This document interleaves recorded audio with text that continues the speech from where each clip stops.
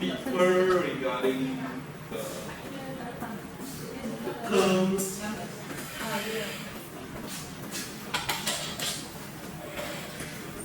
So how many of you use 1, 2, 3? How many of you learn HPLC before? At least know about the some background theory.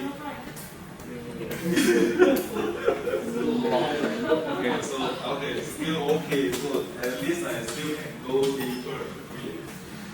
At least you guys won't think that I'm speaking in the mouse language. So, but before I start, I have to share some of my story, how I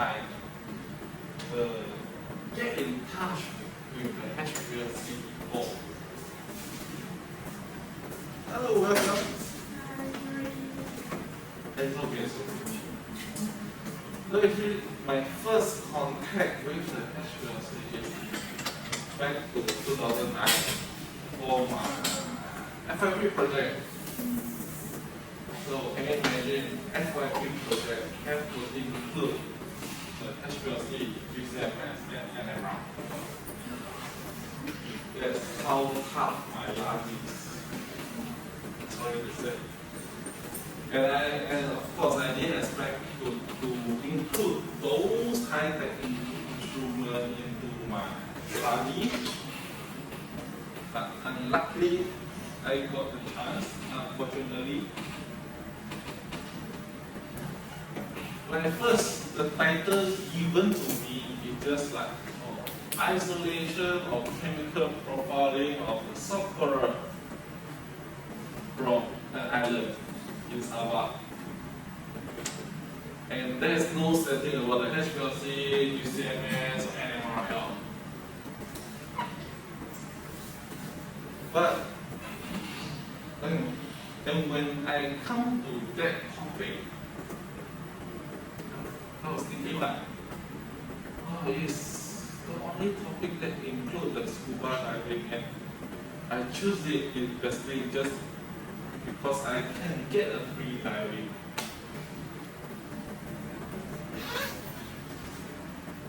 So that's why I go into that project, and even my proposal, there's no HPLC, no GCMS, or NMR report. It's just a chemical profiling with some antimicrobial biosec. That's all. And I can wrap it and wrap disease. But always got time. The profits that comes with the prof that happened to be my supervisor, he saw that, hey, the sulfur extract seems like got some interesting biotic compounds with very, very good antimicrobial result. So he was like, why not I try to isolate or purify compounds and do the structural analysis. And that's why HPLC is introduced. And so sometimes it's not like good things when you get a good result. You get more jobs to do, more works to do.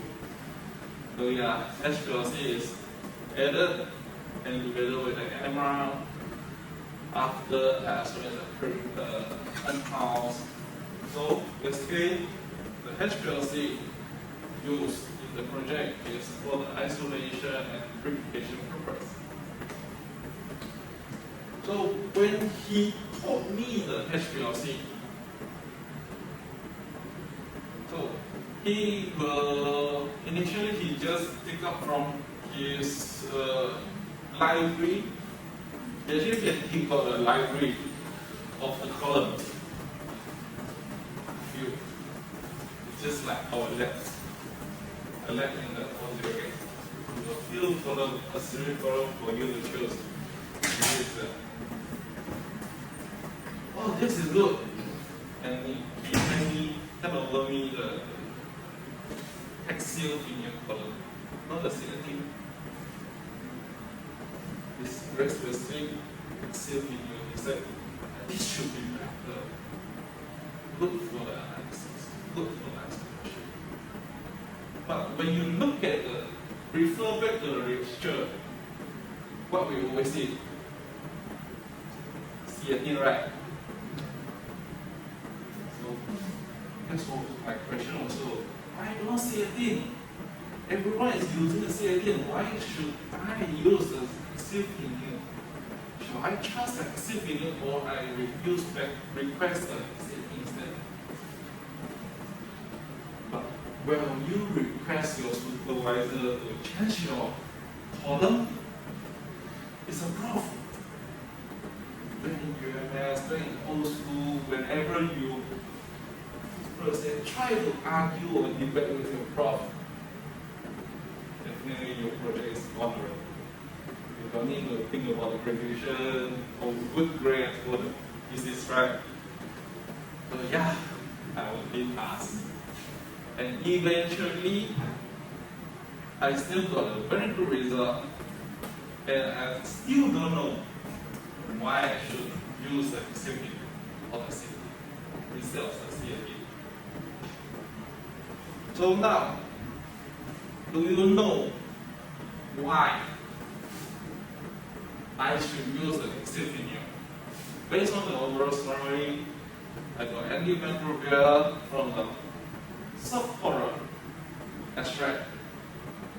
Why axial linear is good or better than the CAT? Any? Specify example. I mean the column suitable for your example. Maybe in that time, I also keep thinking of lots of excuses or explanation why axial linear is better. But when the prof make his own decision, he basically already have some thoughts of the compounds that present in the extract, or so-called the compounds that contribute to the antimicrobial effects. So he didn't think about the CAT at all. Sure, we chose the axial linear, but then when he selected the axial linear, he actually compared it. Should I use the axial linear or the bilinear instead? So both of that column are actually just the linear as the functional group. So that probably is the hint that the compounds that arise or present in that extract is just an aromatic or phenolic compounds that contribute to the antimicrobial. Yeah, so perhaps that's why also you guys are here to listen about the topic for the HPLC. And yeah, today is the first session, first course about the HPLC series. Basically, I already split all the HPLC training into 4 series in order. So start with the column chemistry, and we have the mobile phase flow. After that, and after the mobile phase, of course, we will think about the flows and pressure. On that, based on the flow and pressure, then we will learn deeper into the theoretical plan, which is the theory part. Then lastly, gradient development. Then after that, you guys are SP, so for the expert for HPLC. So for today, due to the time constraint, we only touch about column chemistry, how to select your appropriate, the correct column first before you go further. Because when you want to select your mobile phase, you basically have to check with your column whether the column is compatible or not. Or well, your mobile phase suppress the chemistry of the color.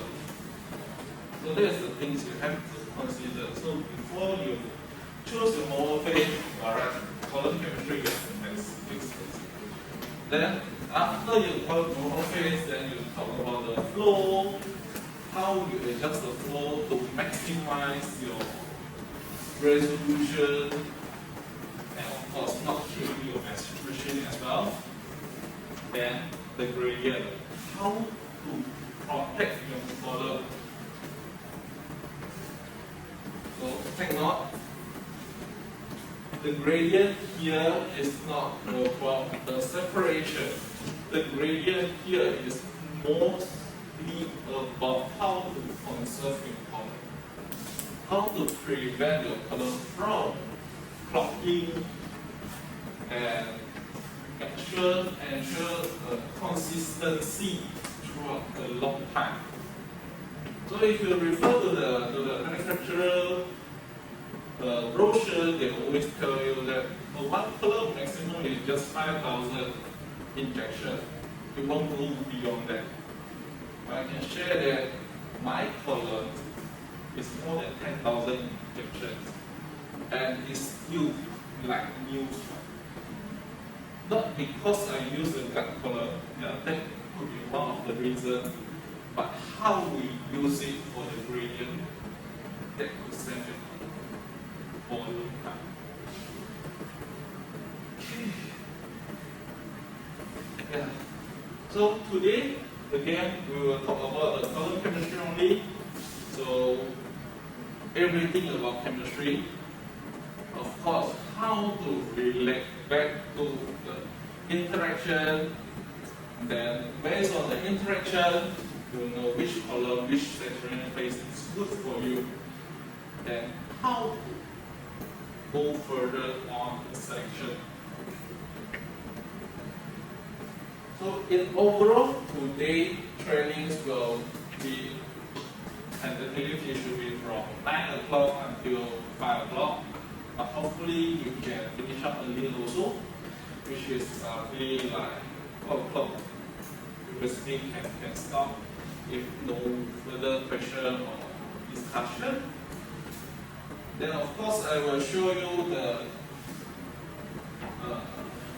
current or trends of the columns that are available in the market, and based on those columns, which application we can look into, and what types of or the class of the compounds we can use for these colors.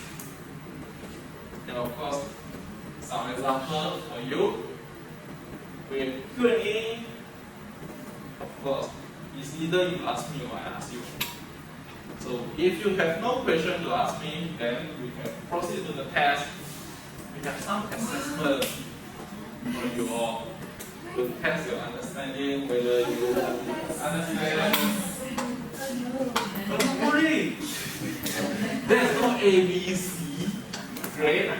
So just have fun and make sure. I just want to ensure that you guys understand what I'm trying to deliver. So far, any question, any issue, or anyone want to leave early also can. So if you happen to have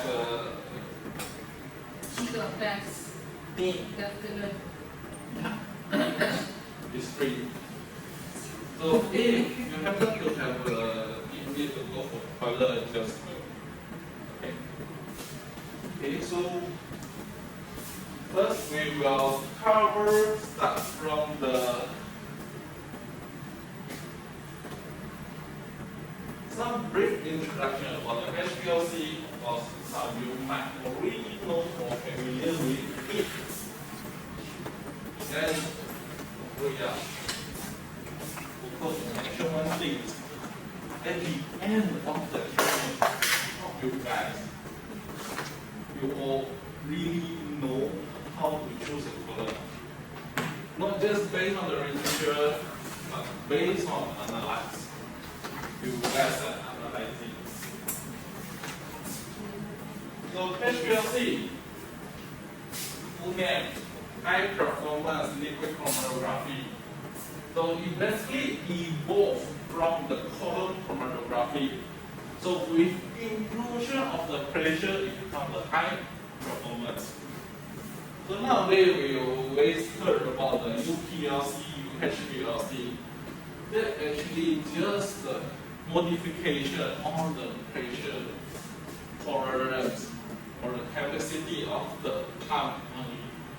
So with higher pressure, that will lead to the UPLC and UHPLC.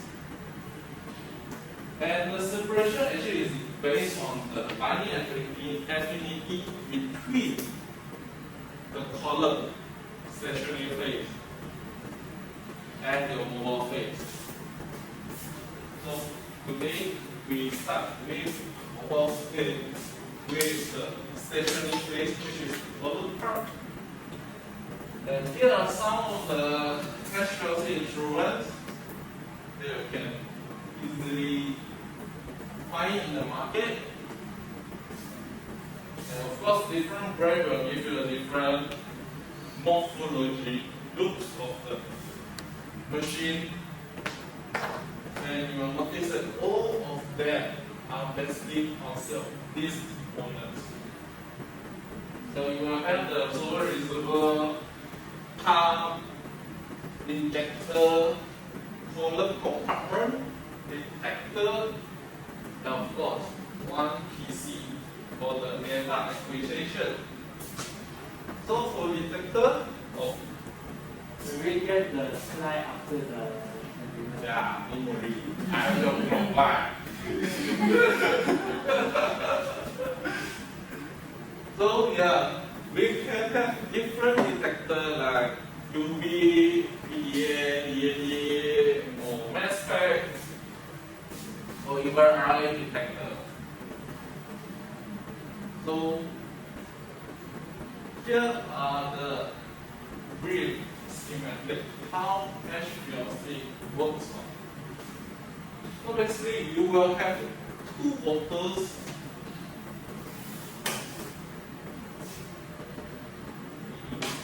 Let's see if you can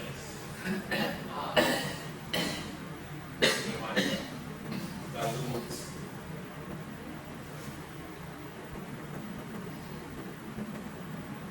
So the first two bottles here is a solvent reservoir. This is where you place your mobile phase.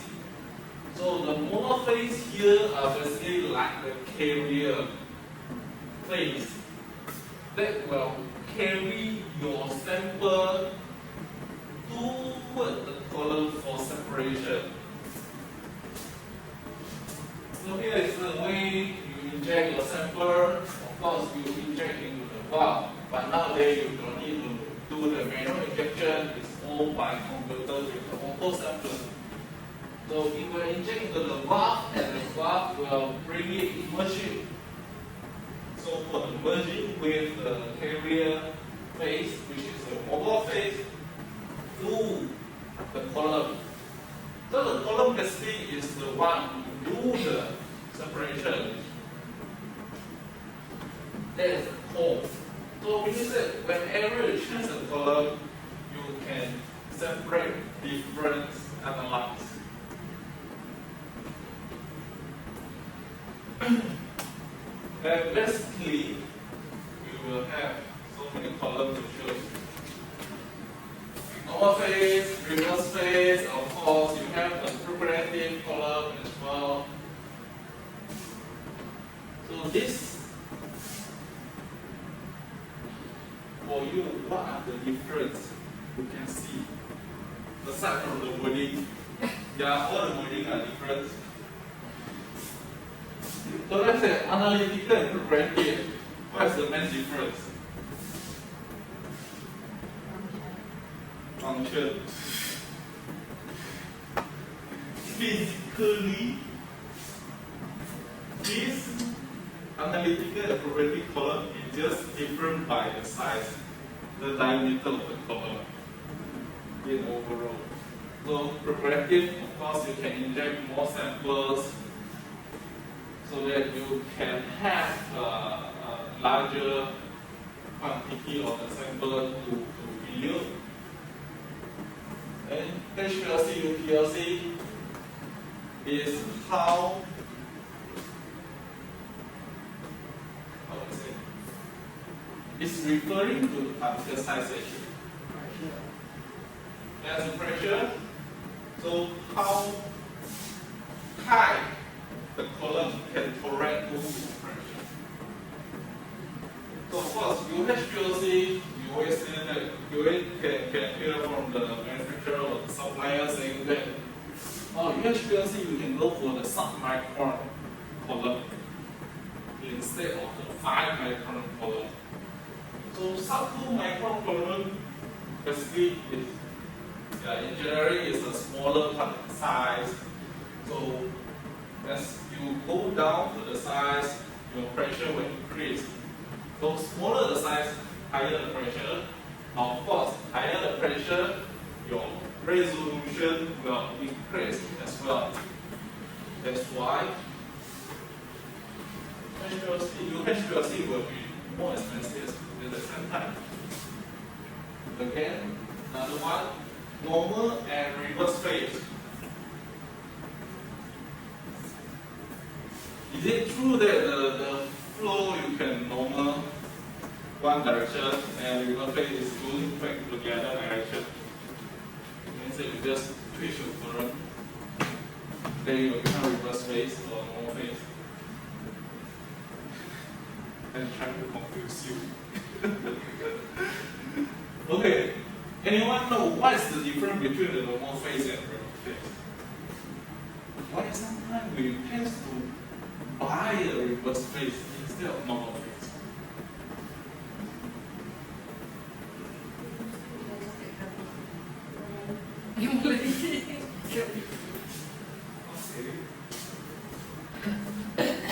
So if normal phase is basically applicable for the solar system that is from a very non-polar to a polar. And reverse phase, is reverse. It's from the polar to non-polar.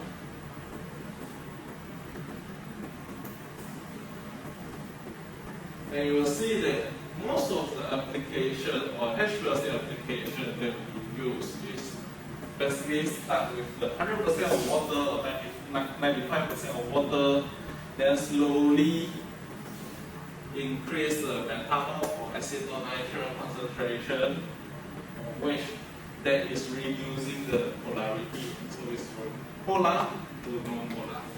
Although we know that the methanol and acetonitrile also is the so-called polar solvent. So that will actually limit the analytes.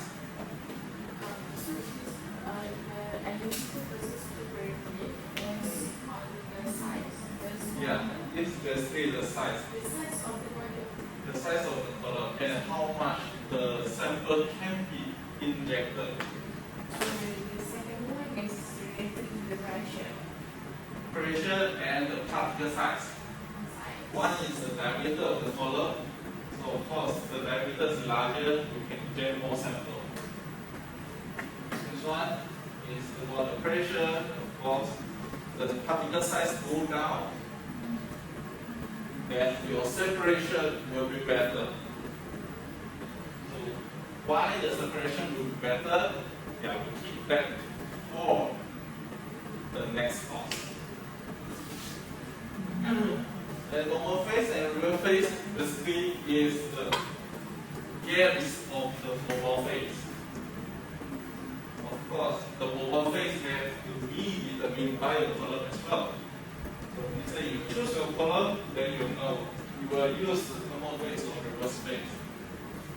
And as for now, most of the application, also most of the application, we often use the reverse phase. And that's why you will see that most of the columns available in the market are reverse phase. Anyone can give me an example of the monophase column?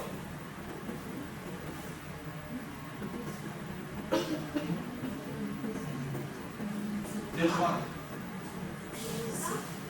Huh? Silica, yes, but to be precise, we call it as a helium column. So there is a monophase column, but some lab will use it for reverse phase purpose. It is still usable, but the separation won't be nice.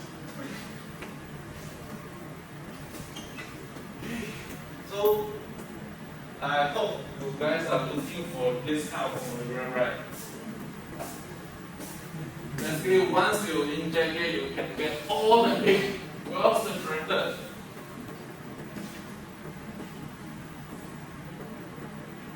Are we getting this often? It's very hard, right? And do you okay, based on the homogram, do you know what are the identity of the compounds? This basically will be the output from the HPLC. So unless you have a mass spec, otherwise you basically will not know what's the identity of the compound. So next time, when you ask or request the technician to run the HPLC, and the technician asks you what are the compounds you are looking into, and if you say everything, this is the everything, then he also cannot answer, you also don't know why is that. So this is the result. This is the everything. And now, how we correlate why interaction is so important for the column chemistry. So basically, when there is no interaction, you still can get some peak. This we still call peak, very broad big peak. But the system probably will just will just identify it as a noise. So imagine you have no interaction throughout your monogram. Basically, you will have multiple peaks like this, and your system will basically identify as a noise. There's no interaction at all. And whenever you try to interact the peak, you always need to identify what is the minimum threshold for the signals. So, when there's no interaction, basically the threshold will be very low, usually it's less than 1000. When it comes to the full interaction, equal interaction still, you can still see something, and you still can integrate it because it basically will exceed 1000 threshold, and you still can see the peak, but now you question, or even your examiner or your panels or your friends will question, how many compounds inside? Just one? Or we have probably 3? Maybe you can identify, oh, this is one pig, and another pig overlap. This actually is just one compound with full interaction, and it can be mislead you to another result, and you thought that this is 3 pigs, three compounds hidden inside. Of course, if you manage to get a good interaction with a color, a very strong signal with just one peak, one apex, and of course we will look into how to narrow it so that you get slim and sexy, right?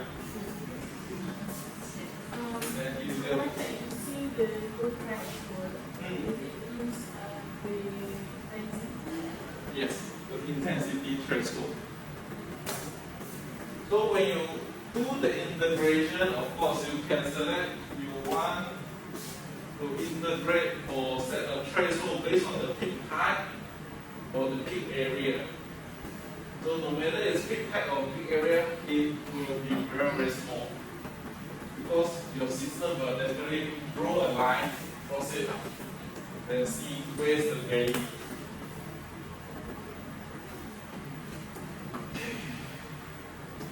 So here are the introduction. Let's see, we will recover all for the background of the HPLC. Do you guys want to take a 5 minutes break, or we shall proceed to the column stationary phase? Proceed. So excited. No break time for me. Yeah, so basically we have most of the column that are available in the market. C8, C18, for the polymeric C18, and my hexylphenyl, biphenyl, and my favorite F5. So don't think that is my favorite, that is good. It's not 100% good, and then I will explain why also. So nowadays, we often get a C18 column, and basically, you see that C18 are only having the hydrophobicity. The reason is, actually I want to draw something, but the projector is killing me. So, you basically will see a silicon gel surrounding, and the C18 or C8 or even C30 is just a hydrocarbon chain. There is no functional group at all. You cannot say no functional group. Even the alkyl single bond, C single bond is still a functional group. It's just not really functional. So for the alkyl or hydrocarbons that lacks of functional group, basically also lacks of the interaction. So there's no charge or electronegativity differences to provide you additional interaction. You don't even have the double bond to give you the pi-pi interaction as well. So that's why it's hydrophobicity. So we see that this stationary phase will limit to the non-polarity, you would say. So it's very highly non-polar stationary phase. And we got C8, C18, and C polymeric C18. Ever see this before? No. Sadly, we don't have this yet. Also, this column actually used for the multi-cyclic compounds, which don't have any aromatic ring. Any class group come across?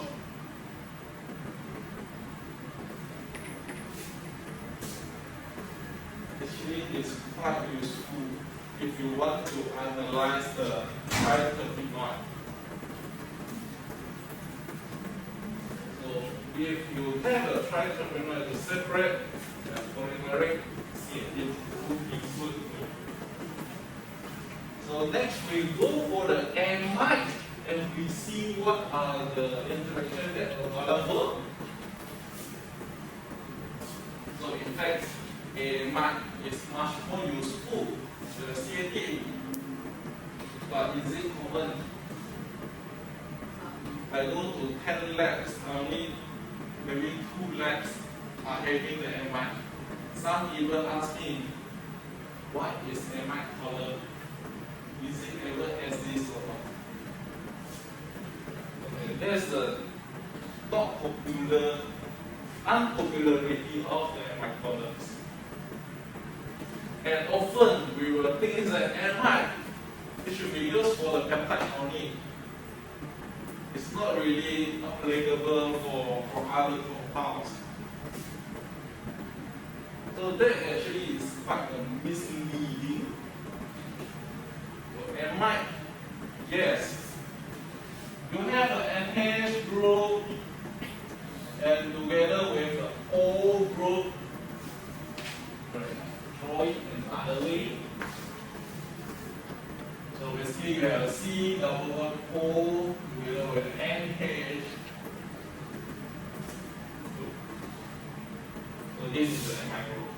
Alright. You guys can argue with me one. You know I'm trying to confuse you and give you the wrong structure.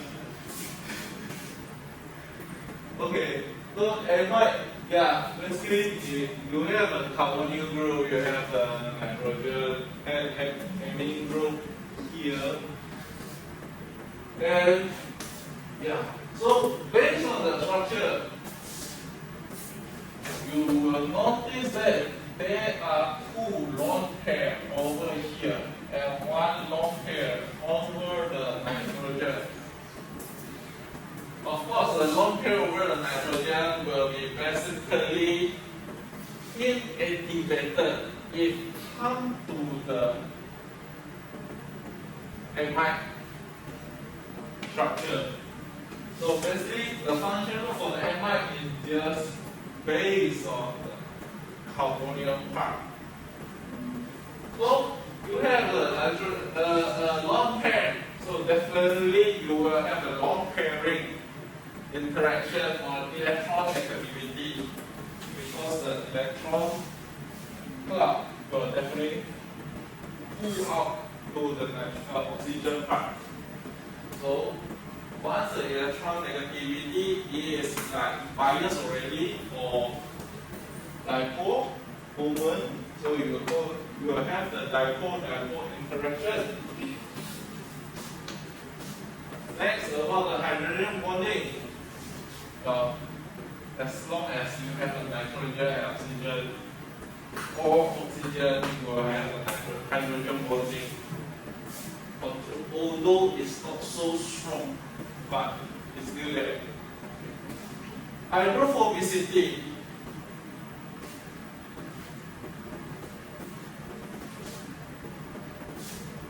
It's so long, it's so polar, so a polar structure. Why still we have the hydrophobicity? Anyone?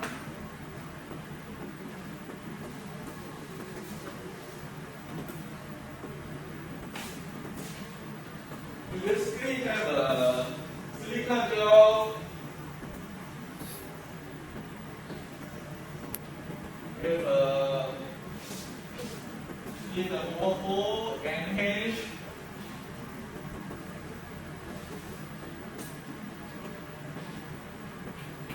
Notice that here is having the hydrocarbon. So that part will actually contribute to the hydrophobicity. Then perhaps you could understand it as a hydrophilicity as well. So that also kind of interaction. So of course, the more interaction you have, basically you can analyze wider range of the compounds.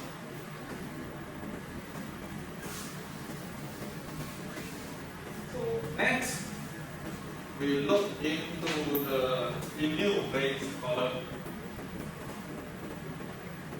So basically, both are actually having similar structure. So they basically having similar interaction. It just one is stronger than the other. It's just like C18 and C8. One is stronger than another. So bivinyl basically is stronger than the hexyl vinyl because it has another extra aromatic, extra benzene on the structure, on the stationary phase. And it basically just, let's say hexyl vinyl, we have the one aromatic ring.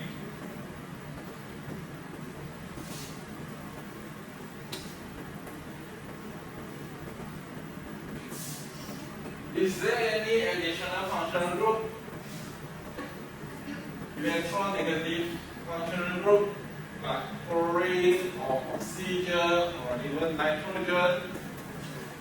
It's just a hydrocarbon, right? So, yeah. But this hydrocarbon is different from the C8. You have extra benzene ring. So hydrophobicity basically is this part. So I don't need to mention further. So we just look at the benzene ring.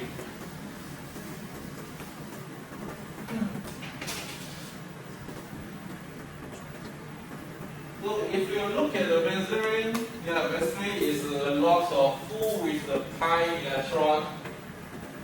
So pi electron, you have pi interaction, basically you are trying to overlap on each other. That's why the overlapping pi electron are basically very useful if you want to isolate the aromatic compounds. So it overlap each other, but that is not limited to the pi interaction. Actually, it also possesses having some of the electronegative behavior or characteristic. So notice that in the aromatic compound, the aromatic compound center, why sometimes we always put sometimes we put a plus inside. It's an electron division region. All the electrons will be pulled out. That's why you still have a very weak electronegativity. And if you happen to inject some of the polar compound, it still will help you. So now, basically you can get some idea why the prof that happened to be my supervisor asked me to use a vinyl column instead of the CNT or the amide column. Because he is kind of expecting the aromatic compound.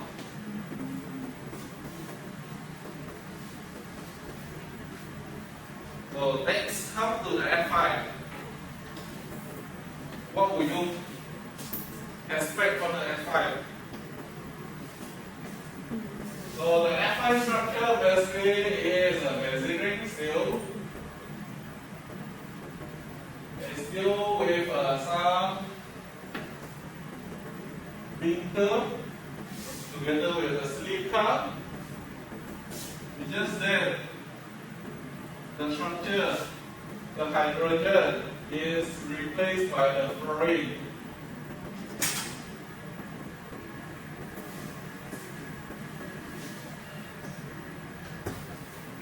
So, what will you think? Alpine? Yes. How about these two? Yes. Hydrogen body? Yes. Therefore? Is there any?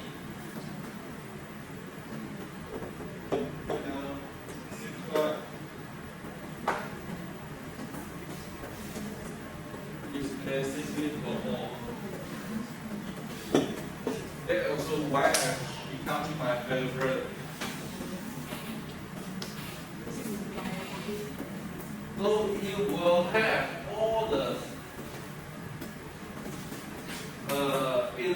interaction.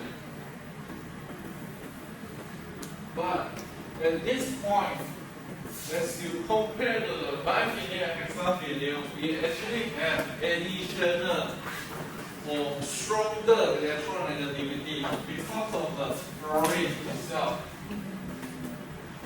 Just now, finial itself already has a 1 class, so weakly positive region or electron division region. But when the N, a more electron negative element is surrounding it, it will further pulling up the electron. So if we pull up the electron, this one here, this center will be plus already. Even hunger for the electrons. So you will have a stronger interaction on the electronegativity, and at the same time it's a long pairing. So F5, when you compare the F5 with C18, one is just the hydrophobicity, another one is the electron with so many things. Which one will you use for the general profiling nowadays? F5. I think it's F5 because F5 got so many interactions there. So I can get most of the pick, even for the polar of the don't care, I can get it. And non-polar also I cover it already because I got the hydrophobicity. Does that mean that if we use F5, it will come up with more peaks? Yes, actually, yes. It will give you more peaks because more interaction, and more interaction will actually give you more peaks. Okay, now we can actually look into details. The C18, C8, C18, and C30 column. Obviously, you only have the hydropower, and to be precise, the hydrophobicity are actually caused by the London dispersion force.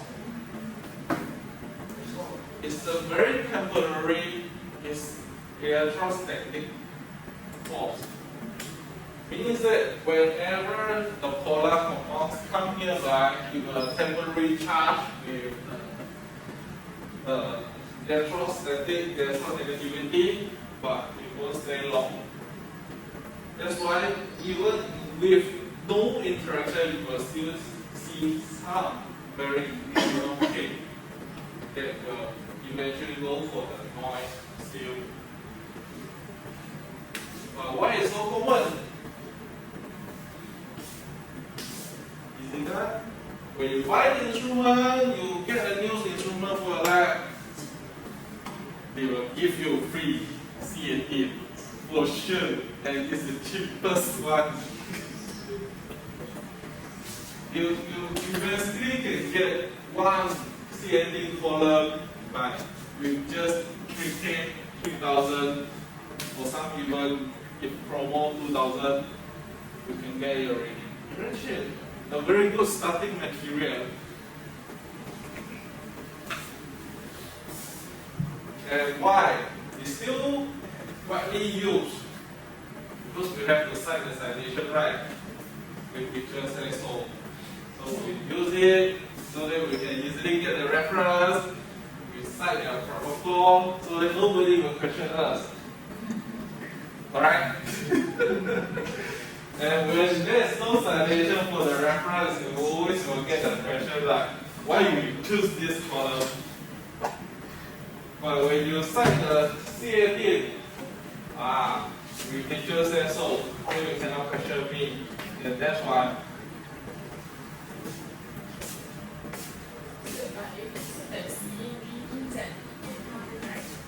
Yes. C8 is only 8 covered. And C 30 carbon.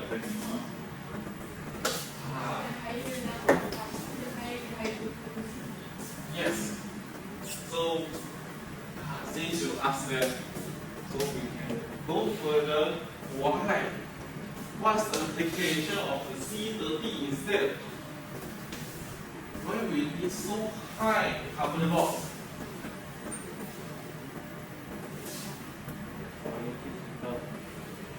Yes, for lipid sample. And lipid tends to be very, very long time. And you need a very long carbon or very high carbon load to retain that. And at the same time, exclude those polar compounds. Because when you look into lipid, definitely you just want to study lipids.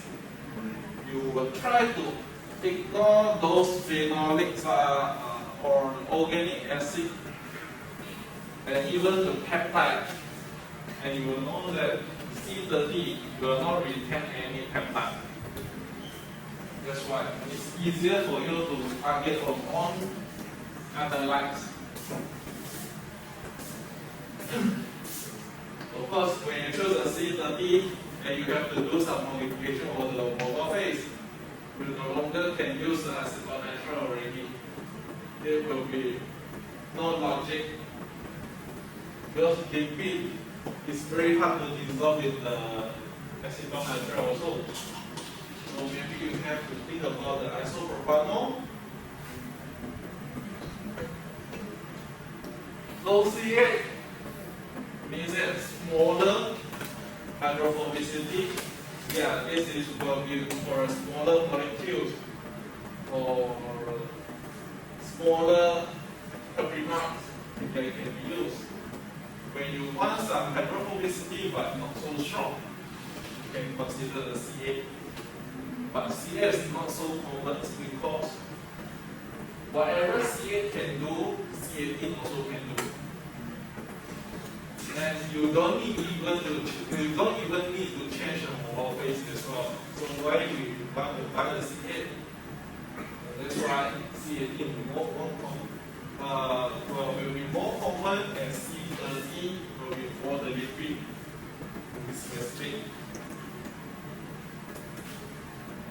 So we look in deeper for the amide. Let's see all the structure, all the column section, you will have a linker,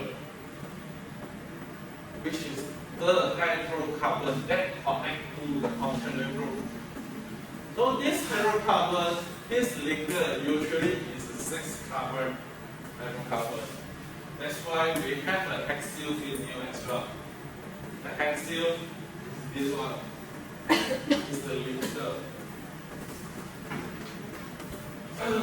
Perhaps you can remember the structure of the silica over here. So because later we will talk why it's so important for the silica silamo the side.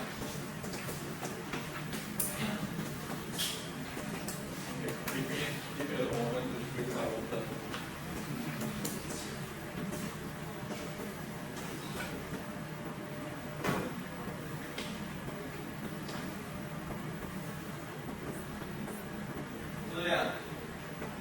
For amide column, of which we always think that is applicable or limited to the peptide only. Just because we got the NH2 and peptide also got an NH2. That's why it's for peptide. And peptide bond is like an amide also. Correct? So always we think that light dissolve light or light interact with light means that whatever the structure looks like, you just need to get a similar and the light in will interact eventually. So yeah, peptide definitely one of the application for the metabolites. But other than the peptide, it actually applicable for the carbohydrate and the organic acid. Is because the function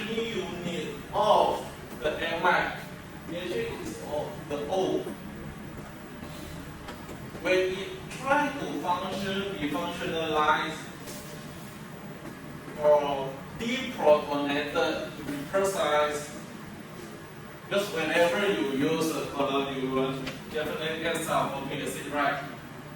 You add some formic acid or any other organic acid, definitely your color also will be deprotonated, also activated. And that's why after you take in the formic acid or any other organic acid, your pink will become nicer. Correct? Those who run the HPLC, you know. Yeah, because more interaction will be introduced. And once it's deprotonated, the H bond, this double bond will actually move to nitrogen to stabilize the nitrogen while activated the oxygen. So oxygen will become therefore negative. Okay, so more negative charge, more polarity is induced. Higher polarity is induced. And that's why you can do it for the carbohydrate which is dissolved in water only, organic acid as well. So you become acidic at the same time. So acid interact with acid, that's good. And whatever interaction, the dipole movement, whenever you have the electronegativity differences, you get the dipole movement. And hydrogen bonding, because of the nitrogen and oxygen at the same time, overlay. Electronegativity, yes. So, any other polar metabolites you could think of, or maybe interested for your analysis.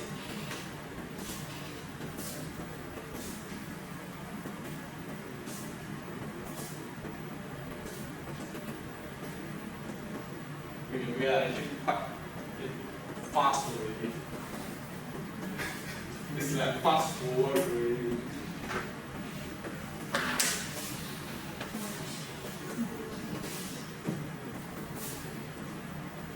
No other polar metabolites already.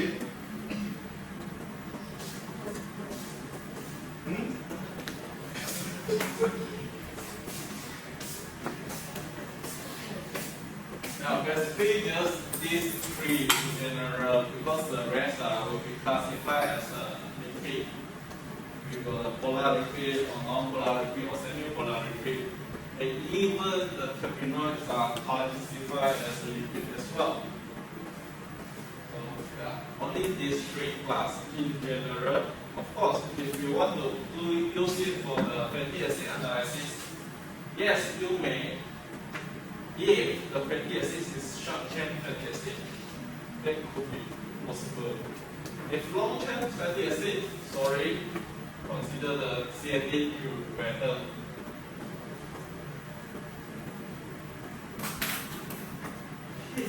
Oh wow. The next one, the phenyl polar.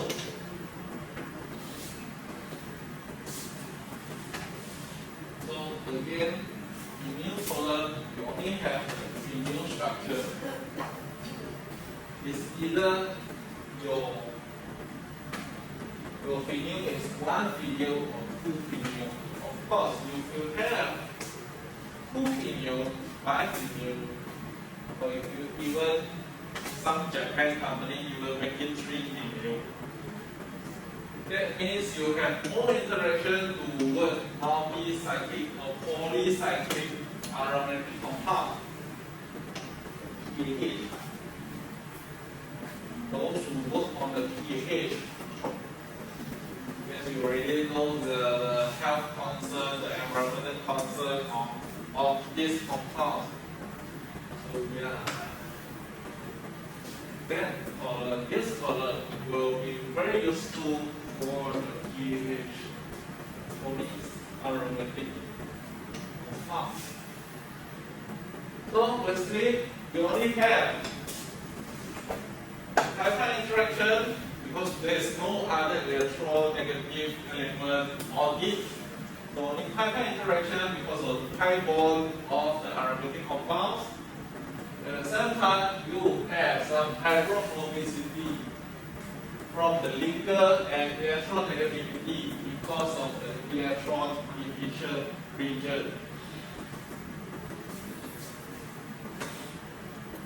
So as long as you see a phenol structure or an aromatic structure in your analyte, basically you can use this column. So those classes include all the biotic class, such as the phenolic, flavonoid, steroids.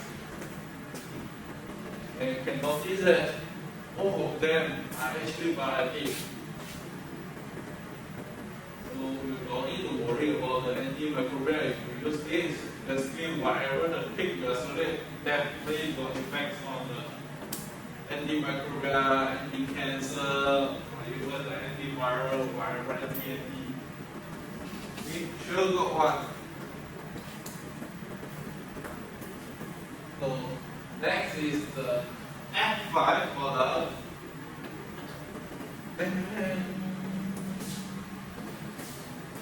So pentafluorophenol with 5 fluorine, not 6. Make sure it's 5 because 1 is connected to the linker. And all the available interaction.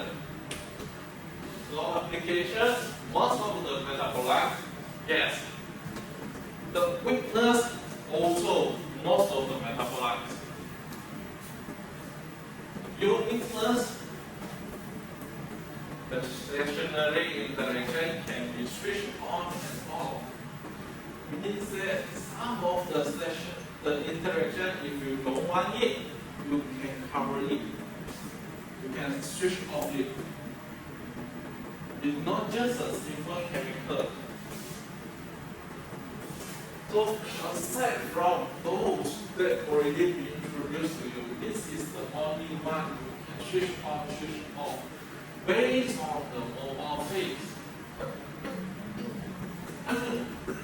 So if you refer to this column, if you look through the journal, you will notice why some researchers prefer to use a methanol. Some will prefer to use acetyl nitrile. Some will use a mixture instead. And some will even go for isopropanol.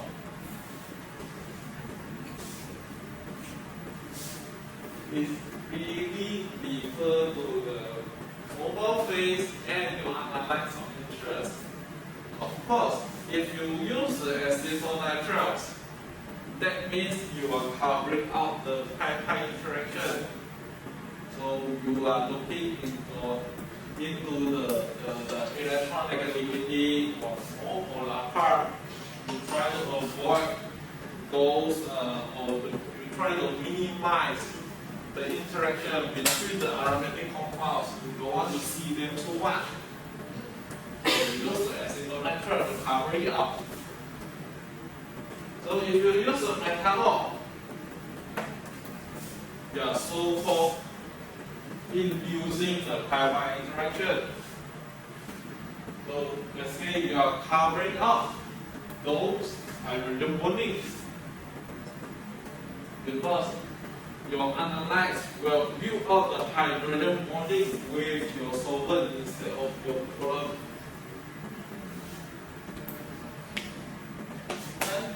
There is no OH, although F is also can be used for the hydrogen bonding.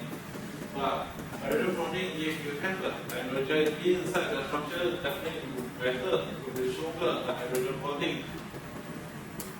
So, if you use the methanol, definitely I will try, the signal I get, the result I get will have less hydroxide, carboxyl,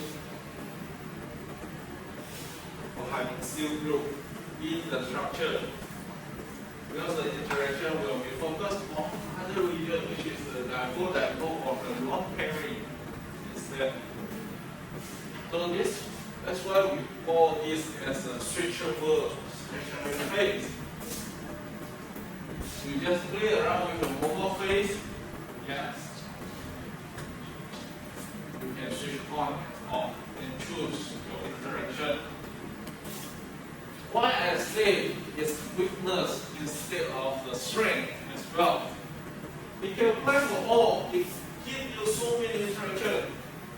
But why is so a weakness at the same time? Any idea? Too much pain. I hope that is good things. You have more pain. Not specific. Yes? Maybe? Any other guess?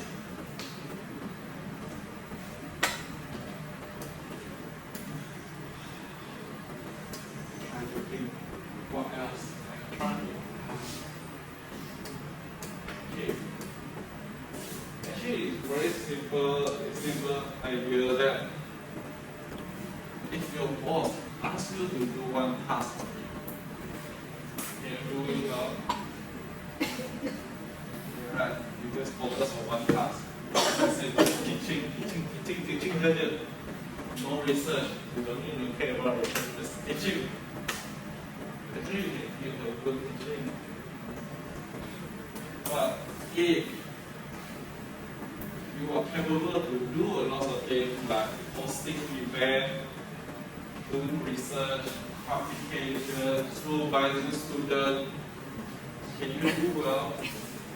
All in the same time. You don't even have the time, right? Because people are busy or packed with everything. That's why more interaction doesn't mean it's good. You have more interaction, all the interactions, but at the same time, all the strength, interactive strength has been cut down already to compensate each other. So now you might think that, oh, CAT is very good. Because CAT only do one job. Right? Or even the female, also good. Only 2 jobs. F5. Now, if I change my mind, I don't want to use F5 anymore. Because if I sacrifice other interaction, because I have all interaction, but the interaction is not really strong as I expected. Right? So, till now, until at this point, what column do you choose? Still F5. I already said is weak, is still choose F5. We change after do the change Okay? Is that possible that you use an up to which one is the highest presence and then you then after that change to the main focus column?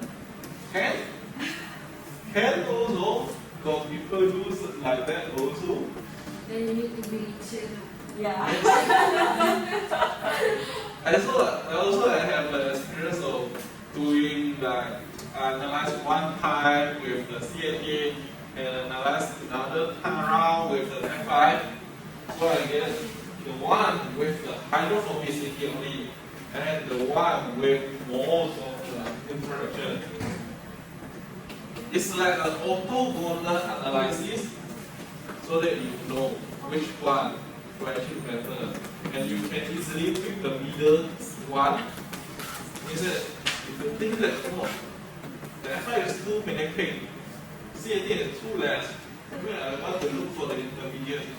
So I can easily go for the female or the MI. So if female, then I focus on the latter region. If MI, means I focus on the earlier region. So that could be one of the Yeah, like Jiha said, you need to be richer. You have more columns for you to choose. How much is the M1 price for the About 5K, For 5,000 one column. for one column. So means that one F5 you can buy 2 CFP.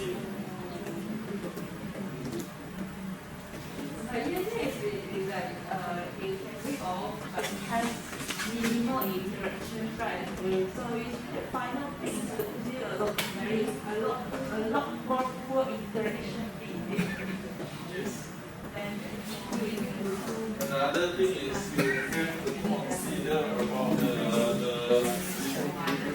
solvent resolve. So not just the analyzed resolution, the solvent, because you will change the solvent at the end of the analysis to switch back to the initial gradient. So once you switch back to the initial gradient for CNT, you will get a very, very undefeated effect.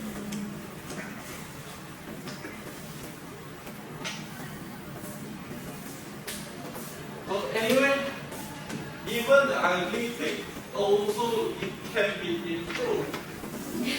Not just the stationary phase, because aside from the stationary phase, we have another two parts that will contribute or couple with the stationary phase. Encapling, cross-linking.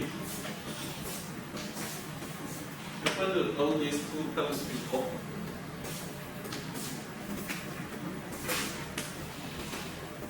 They are already in the column. Cross-linking, yes, no, but end-capping, every column also got. So cross-linking basically is the one that gives you the high tolerance on the acidity, or even the acidic pH. So it can be acidic alkali or acidic for high temperature with a cross-linking.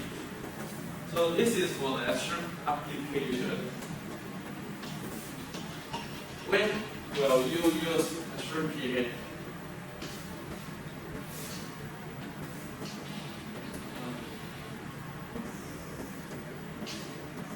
If you analyze organic acid, definitely easily to go down to pH2 or even lower.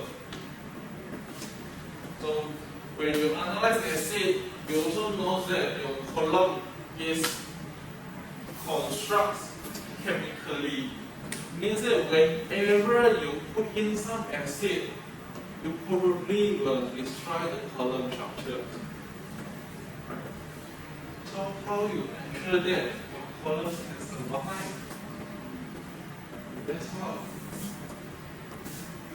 Cross-link, you treat them as a polymer. Then you cross-link each other so that they will holding each other from dissolving in the analyte or in the molar phase that you choose. So for example, if you are having C18,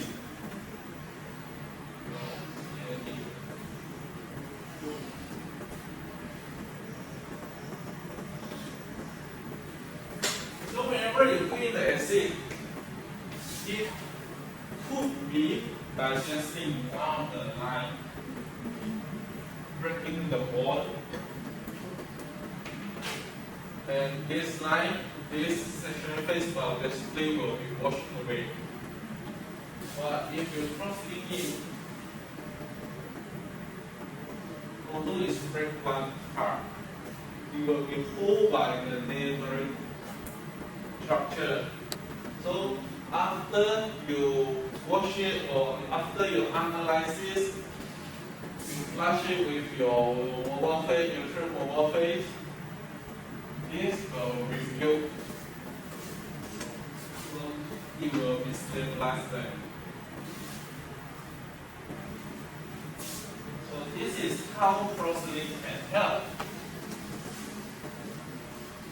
So basically, cross-link will not contribute to your stationary the stationary phase interaction or the chemical interaction, it only contributes to stability. So if you see someone tell you that, oh, this one is porcelain column, very stable. But when you compare to the CAD, of course, CAD is cheaper, porcelain CAD is expensive. So maybe you will have a think, do you really need the extreme behavior or extreme characteristic? If you don't need, then just go for the normal CAD. You don't need to get the high porosity one. The extreme temperature, the extreme pH, you definitely will not even use it, especially the extreme temperature. What is the extreme temperature for the HPLC? In general. Okay. What are the column temperature you guys will usually use? Remember the 30, 35? Normal, as long as higher than room temperature, that's okay, right?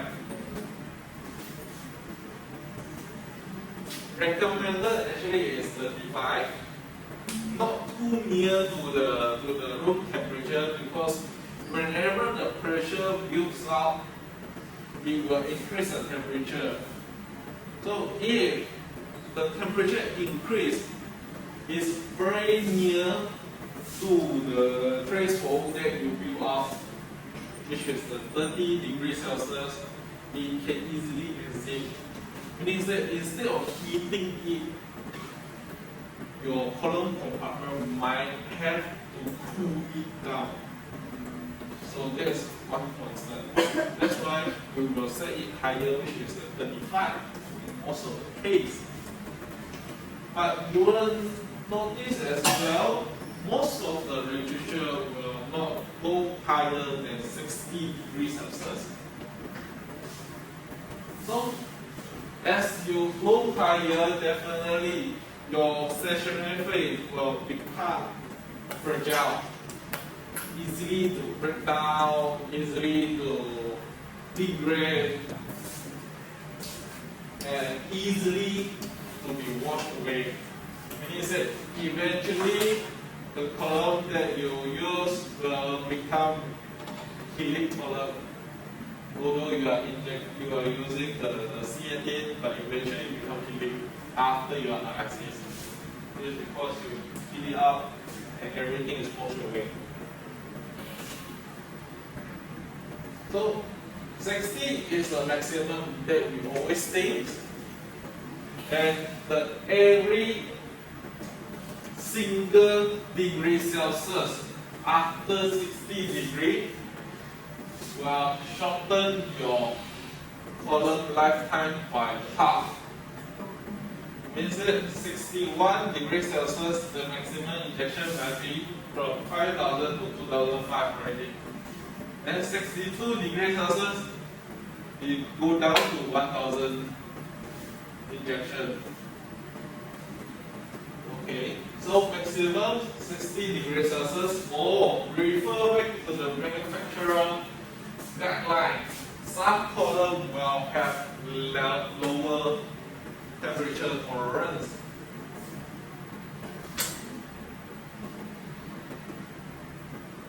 Okay, so now we go back to the end capping. I have to test you one thing. We got a column with a CAD.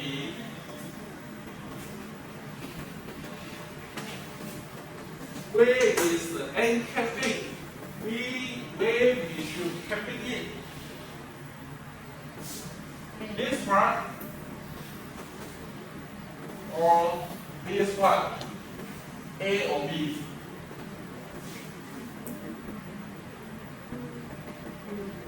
Which one is the end cap? Means that the blocking part. So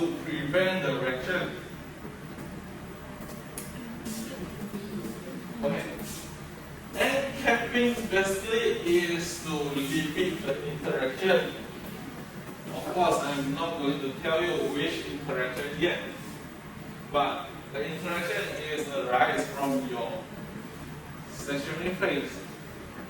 But that interaction, you never want it to have, otherwise it will disrupt your phase as well. And that's why we will have the end capping. And the end capping can be in different functional groups, depending on what functional group or what additional interaction you want. So, first question, where would be the end cap be? On the end of the stationary phase or on the silica? Why?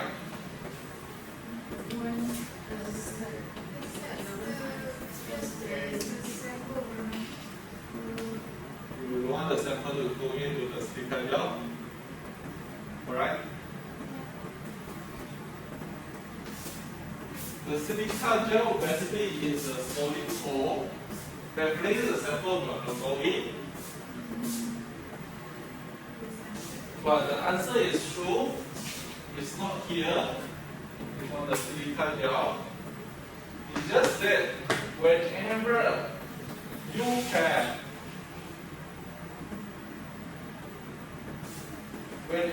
you have a second line,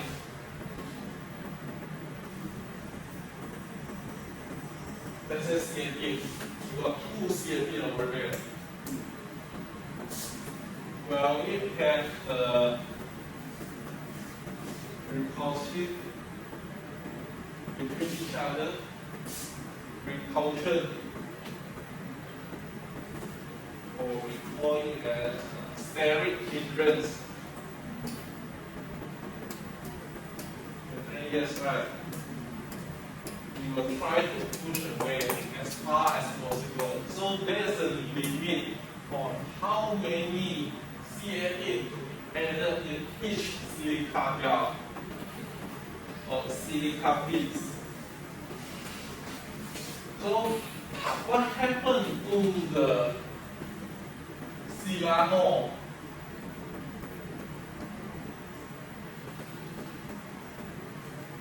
That is not binded to the CNA yet. So this is the part that will actually contribute to your stationary phase if you are not blocking it or capping it. So once your reagent or your analytes interact with this part, the silanol, we basically can build or construct a new stationary phase for you and stay permanently over there. So this is very dangerous, and that's why even though silanol is unavoidable, it definitely will be there. So NCAP is with the TMS. In most of the case, so you can refer back to the slide on which the manufacturer will tell you they will anchor with the TMS, try methyl sealant, close it out. Then even you will have this kind of structure after closing it.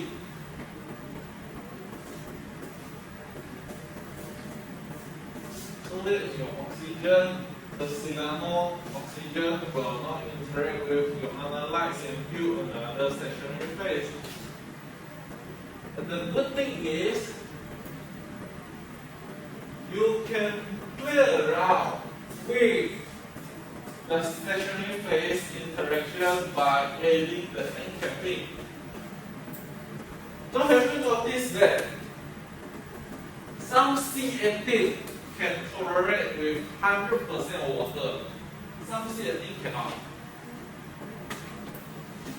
This is because the NCAP is polar end capping. When they add it with a polar molecule, of course, they won't tell you what is the reagent is presented.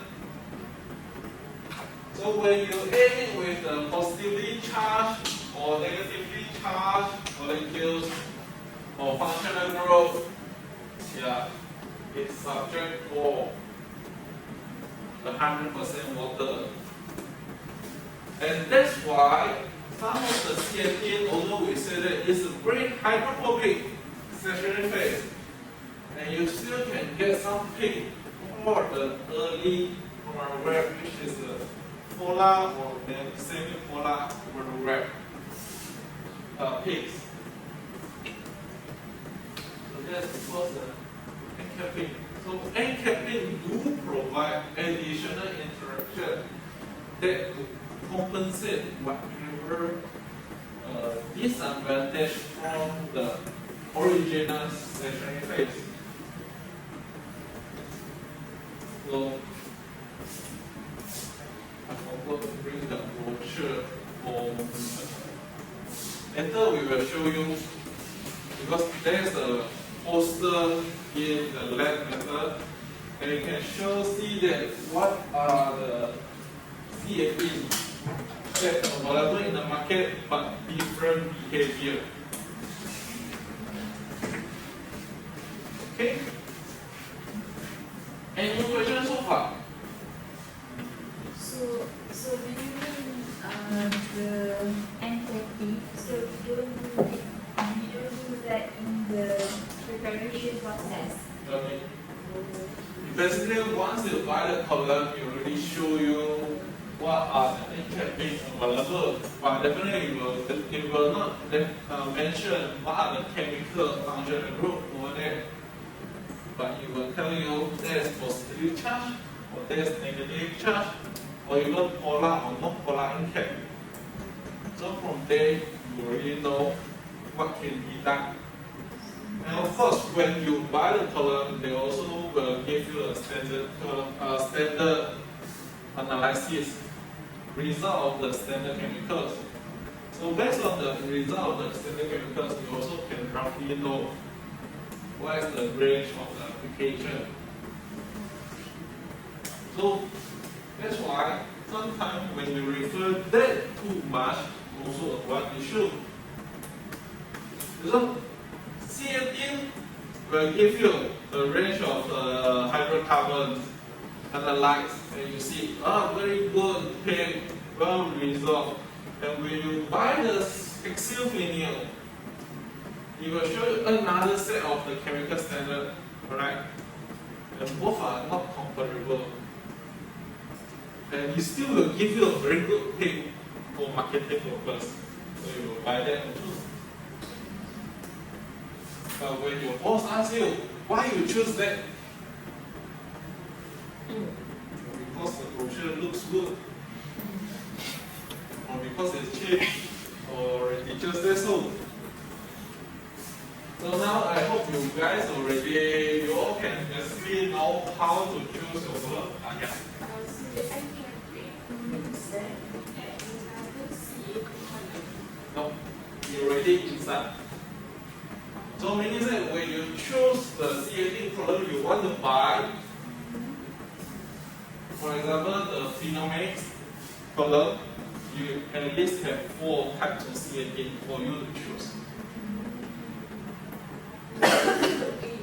Yeah, so you just choose among these 4. You want the normal CFT without polar capping, or you want the all will have the end capping. You just say the functional end capping or non-functional end capping. Non-functional end capping will just stop the silanol from acting.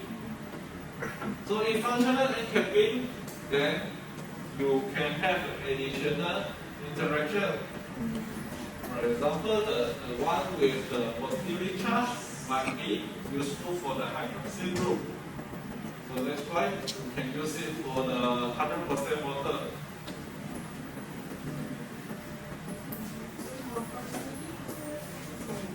Cross-linking is different. Cross-linking just improves the stability. It will not contribute to any interaction. It's just to hold the structure. So I think that if we buy the color, is there the crossing is Yeah, polyethylene. You will mention that it's cross-linked color. So another sign you can see or spec you can notice that or identify it as a cross-linking color is that they always state the pH range. So when you see the extreme pH range, that means it's cross-linked.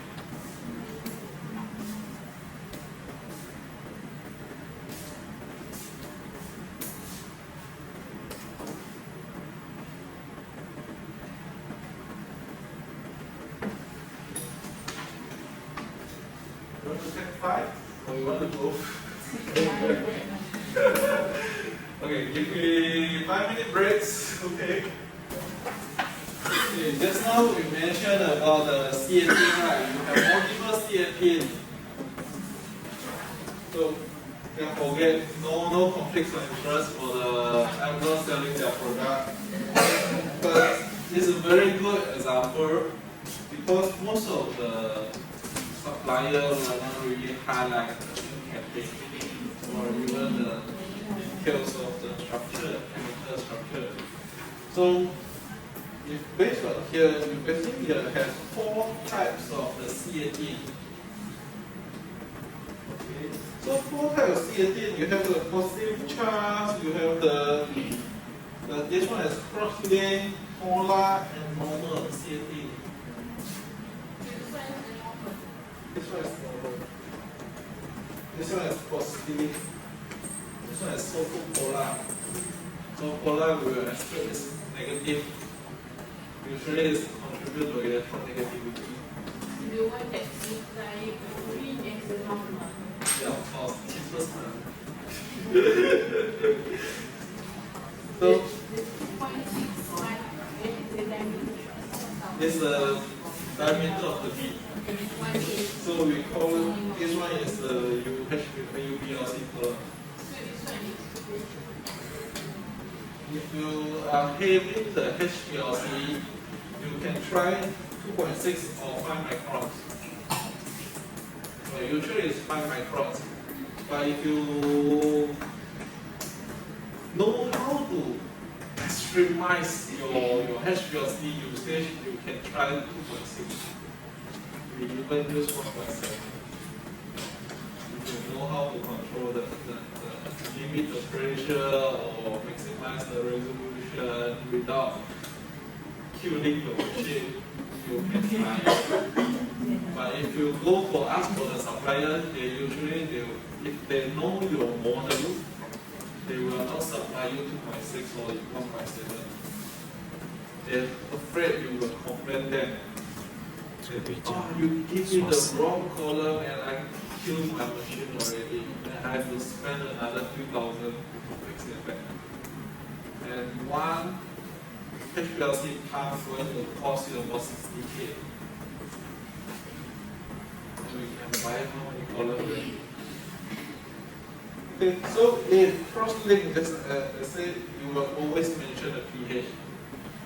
Although it's not stating about the cross-link issue, there's no cross-link behavior characteristic.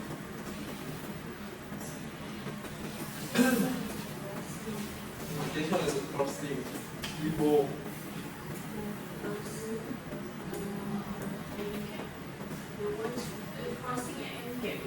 no, this is no end cap. KMS is no end cap. KMS is just a capping function, defunctionalized. Those with the charge is those with the functionalized cap. So these two have the functionalized cap, these two don't have the end cap.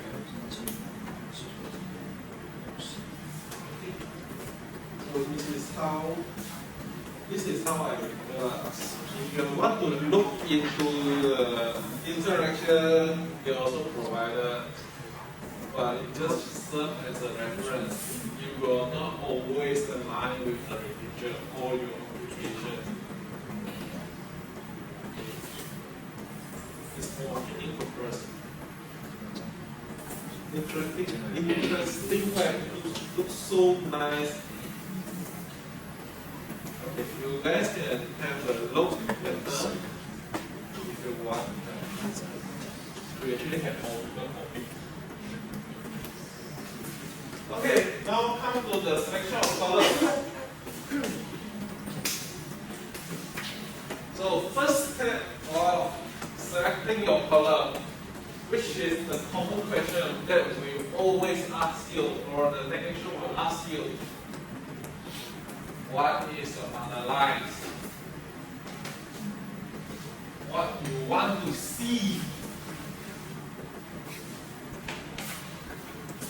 You analyze of interest.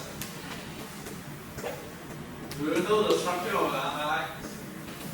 Or any class of the analyze? For example, if your friends give you a crude extract, you know which color will you use. How to identify which color? So let's say I have a crude extract. I definitely will not know which structure to refer or which chemical class to refer, right? But your crude extract, definitely you know the polarity. When you do the extraction, you know why is the solvent used for extraction. So based on the solvent used for the extraction, you will still already have some idea about the polarity or hydrophobicity. Then if you are using the methanol extraction, most of us do it right. So if you are using the methanol extraction, you just need to look into the methanol structure. And whatever can dissolve in the methanol means that it can interact with the methanol. So you just translate them as your overall interaction for the color selection.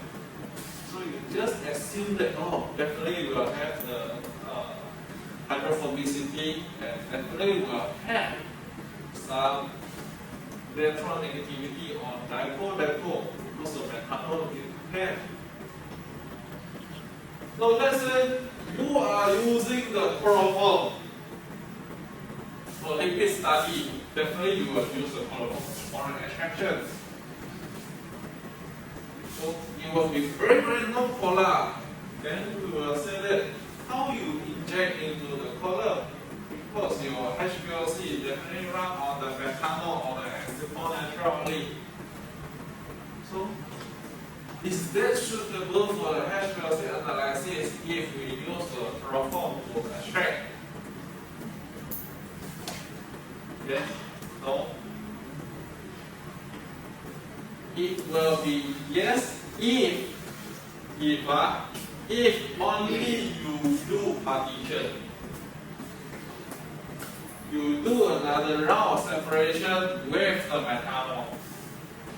So whatever can dissolve from the chloroform extract to the methanol, yeah, HPLC can do it. Otherwise, once you inject, it either block your injector, block your auto sampler, or block your column. No reversible means that you cannot clear it out at all. You basically will start from the injection line until the valve until the column. It's a full line block. Of course, if you look at the picture, you always can see that there are some weird applications that we will recommend you to use tetrahydrofuran to clear it, to wash it. You will functionalize your HPLC. Yes. it will save your HPLC. At the same time, it will shorten your life, the HPLC life as well. So you still can clear the blockage. And the funny thing is, the HPHF, the tetrahydrofurans, can dissolve all the columns as well. So meaning that once you have the blockage from the proper extract, you inject, and then you use the THF to clear it up. Yeah, you clear it. Eventually, you've got a healing column for free. Because no other functional stationary phase will be remain inside. All will be cleared together with the analytes, together with the blockage, and with the functional group. So you land, you get a healing column. You don't need to buy. So once you know that the properties of your extract, you can just go into it for identify the functional group. What are the possible functional groups that present in your compounds? Definitely, let's read all the organic compounds will have some hydrocarbon inside. So definitely there will be no issue for the hydrophobicity. And that's why everyone likes to use the C18 for hydrophobicity is always there. Even with the organic acid, yeah, it's always there. But just that if you use the C18 to analyze the organic acid, all peaks will come together. And aromatic rings, is there any? If you analyze the plant extract, methanol extract, you might as well expect for the flavonoid, phenolic. So aromatic ring might be in your list. Highlights, those who work on the algae, seaweed. Halogen is what is the concern that contribute to the bioactivities most of the time.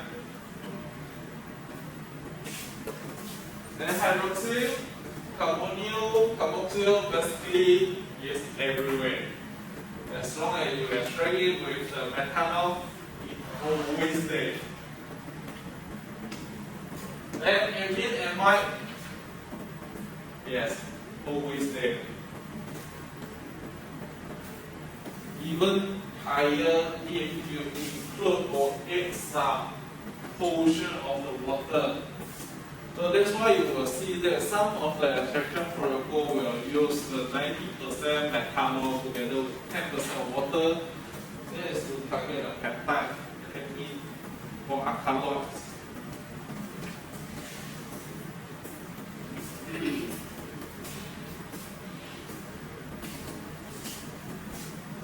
So after the functional group, so we go back to the basic chemistry or fundamental chemistry of all the interactions, all those things.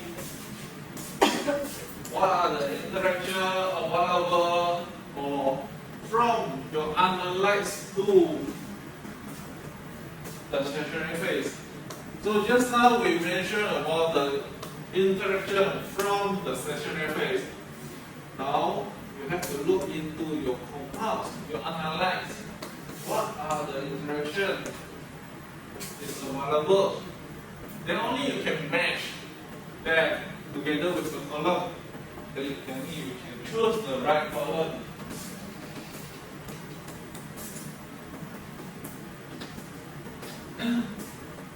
So yeah, it basically will be repeating the same or with the column stationary phase for all the interaction.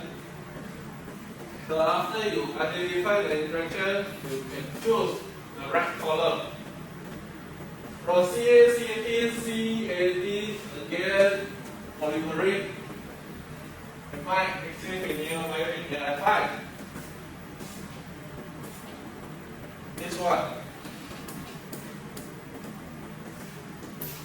is quite rare. Only certain supplier will sell this one, and it's only for the polycyclic, not aromatic, polycyclic hydrocarbon. So polycyclic hydrocarbon, why is so interesting? Always they are identified as a terminal.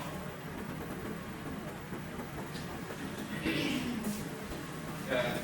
Since it's a terminal, you always have a E as well.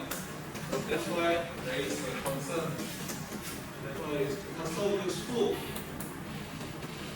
So now we recap some the overall flow.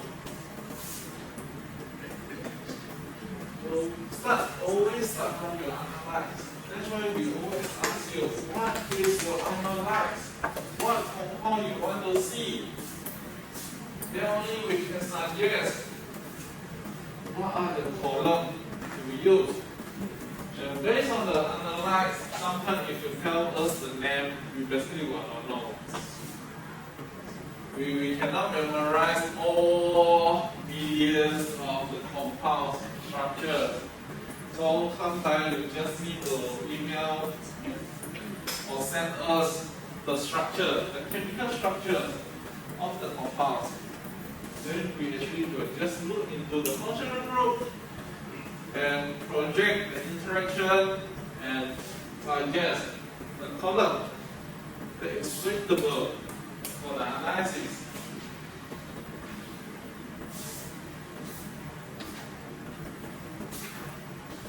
Okay, so far so good. So we proceed for the case study. Okay, now it's like an open discussion. And we have a case study of organochloride. So first, we go through the step. Then you have the structure of the analyze. Of course, the classes will we give you. So what are the functional group?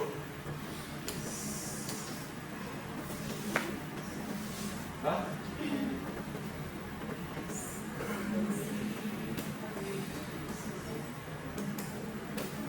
We got the highlight. The second one we have the aromatic. And the rest is bicyclic. Okay, this one is bicyclic. And all of these are having the highlight. But only this is having the aromatic. So if you use I cannot tell you the answer yet. So what color you will use?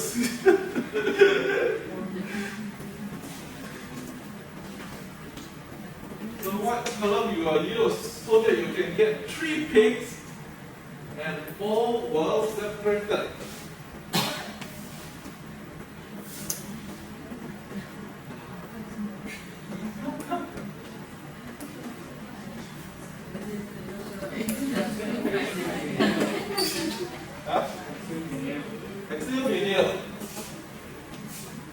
Any other suggestion? Why passive video?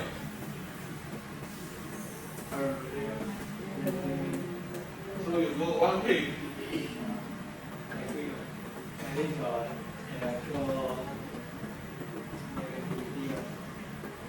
Okay. So you get 1 good page and 2 poor interaction page. What if we use the F5 say and reflect all, although not very, very Yes. strong? You can use that, and it actually will give you 3 strong picks.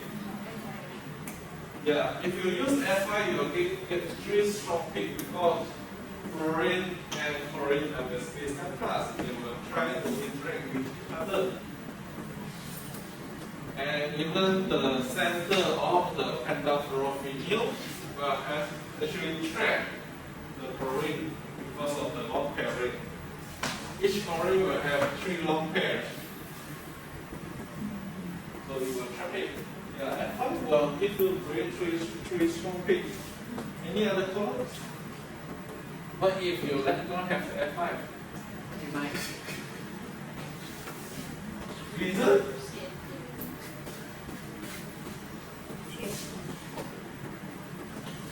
Why am I? Just guess. Yes. It will give you 3 strong peaks also if you use F5. Because all are highly electronegative, highly polar. So you still can get 3 strong peaks. But when you use F5, what you get is all the compound will be like quite funny, or you will notice that these 2 will be very close, not so well separated if you use the F5. Because these 2 are too alike before the F5.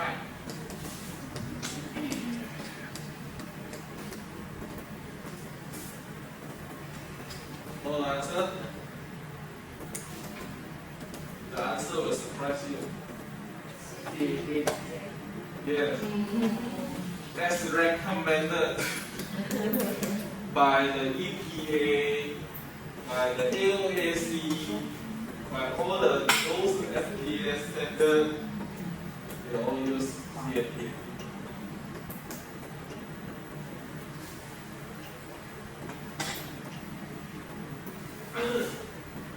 Yeah, F5 can use, of course. F5 is one thing is not so common. So if your lab has F5, of course you go for F5 will be better. But if you don't have the F5, C18 will be your best choice because you look at their hydrophobicity,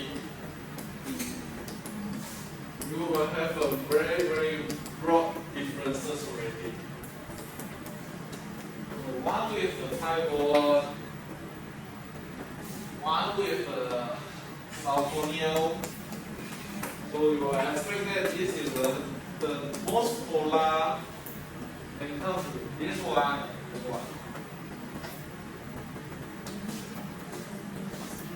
Next, another headache issue that we always face and always got publication on it on protocol. Maybe quite familiar for you.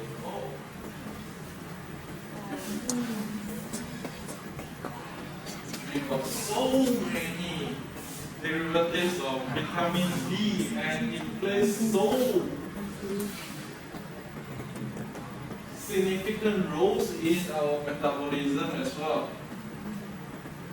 And until today, we still can get a Nobel vitamin D isolated. How to isolate it? How to make it separated? This is for degree, nothing true about that. Because until today, there's new protocol being introduced with new product as well, new mobile phases. They are trying to separate, get most of the vitamin D out. So based on the structure, what will you think?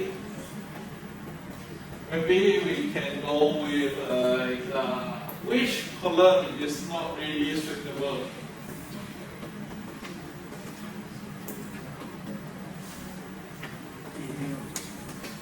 Yes, video. Or the bi-video, axial video. Because there is no aromatic ring at all. But it will still give you some signal if you use a video or axial or the bi-video, because it still have the pi bond. Still remember, as long as you have a double bond or triple bond, you will have a pi interaction. So you still have an interaction. It's just that not so strong because you don't have the aromatic ring at all. So it will be like partial overlap of your aromatic ring instead of full overlapping. That's why the interaction is not so strong. Any other? Not possible. For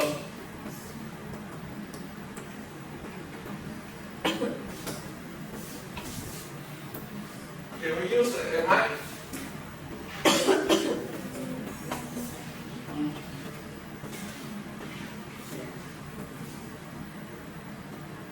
Why?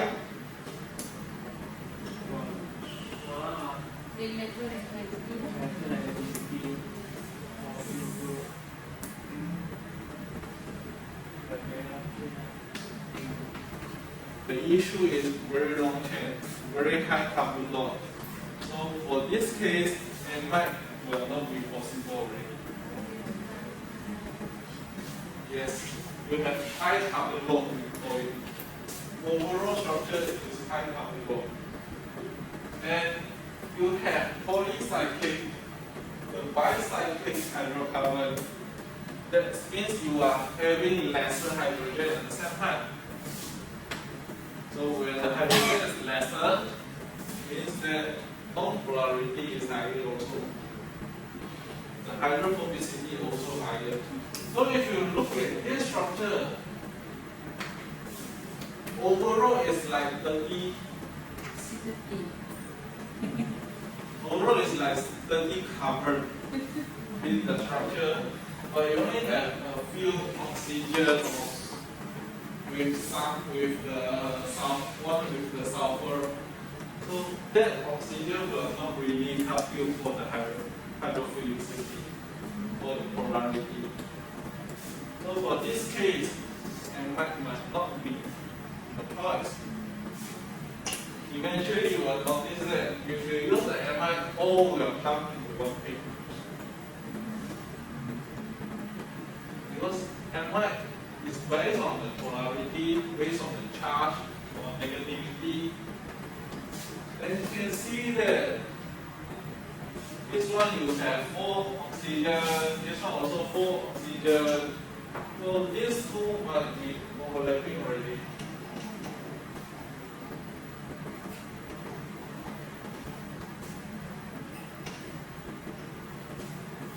So perhaps you can, again, F5, of course, F5 will not give a good result actually for this one.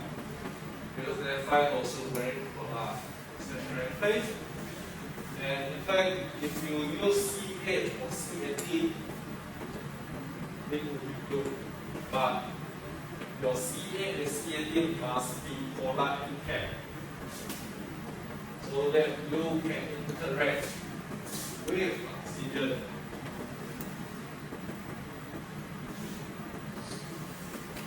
Professor, any argument? Don't just take from me, what? I could be bluffing you over.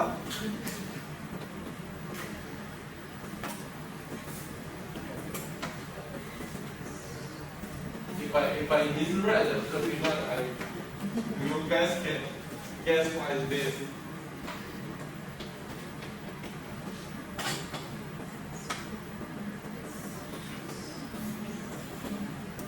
Anyone work on algae?